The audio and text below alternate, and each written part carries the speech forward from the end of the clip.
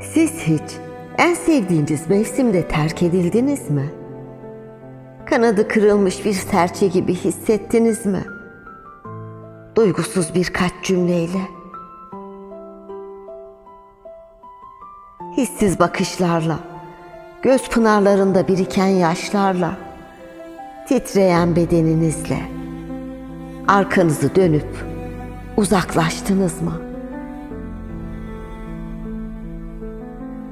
Tam söyleyecekken kalbi hissiyatımı, unuturum diye not ettiğim sözcüklerimi, haykıracakken sevdiğimi, ayrılalım cümlesiyle dona kaldınız mı?